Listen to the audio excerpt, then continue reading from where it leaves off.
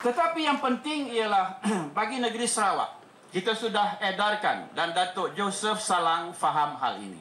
Hampir 180,000 netbook sudah diedarkan di seluruh negeri Sarawak, dan ini nampaknya mewujudkan satu perasaan kekitaan kita untuk menyatukan perasaan internet, perasaan jalur lebar, perasaan satu Malaysia kita ke tahap yang lebih tinggi. Pesanan kami dari kementerian ialah, sebelum seseorang itu menerima netbook, seseorang itu mesti faham beberapa faktor yang penting. Pertama, cara menggunakan internet yang muhibbah mesti diajar. Kesilapan kita selama ini ialah komputer diedar, tapi kita tak ajar mereka bagaimana menggunakan internet yang bermuhibbah tadi, atau secara yang berbudi bahasa, atau secara yang bernilai murni. Kita tidak ajar. Justru pusat ICT kita ini harus mengajar setiap orang yang menggunakan internet apa larangannya, apa faedahnya, apa poin ataupun natijah-natijah positifnya yang harus kita buat.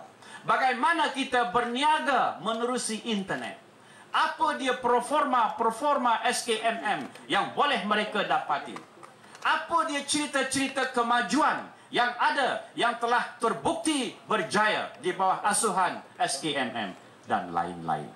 Dengan cara itu, baru kita jadi produktif dalam edaran netbook atau komputer bagi rakan-rakan kita di luar bandar dan bagi rakan-rakan kita ahli masyarakat dalam bandar yang juga ada segmen-segmen yang miskin.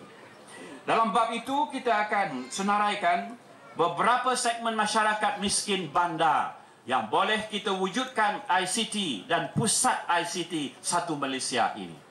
Dalam semua pusat-pusat ini, kita tidak akan menggunakan banyak istilah lagi. Hanya satu istilah, yaitu pusat jalur lebar atau pusat ICT satu Malaysia.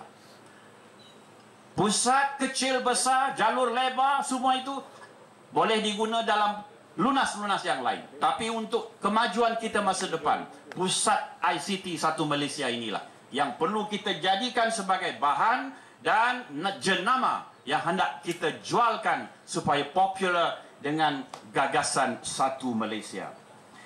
Hadirin terhormat, beredar saya kepada komputer satu Malaysia.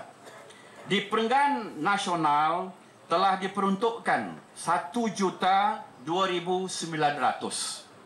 dan insya-Allah kita akan tokok lagi sekitar 500,000 oleh kerana permintaannya begitu banyak dan meluas.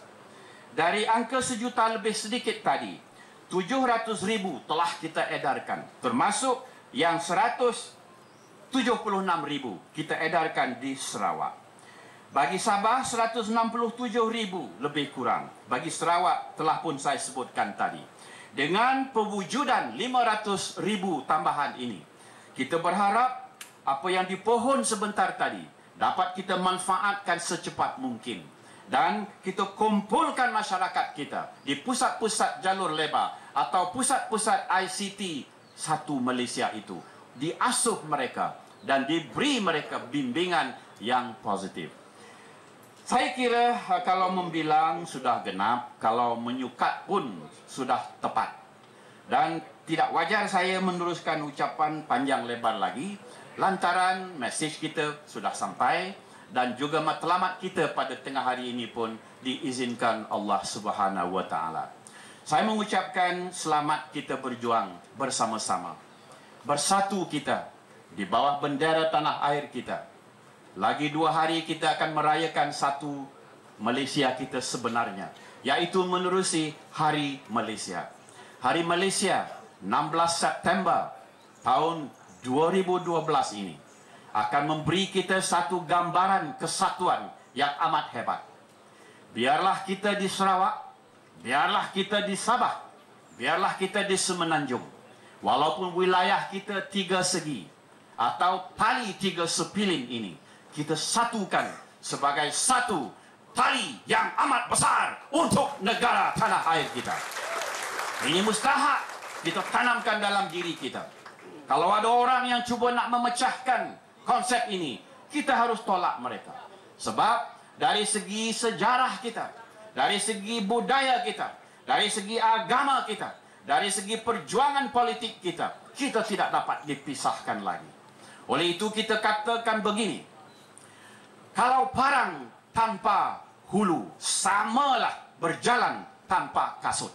Kalau kita tidak bersatu, samalah benang yang sangat kusut.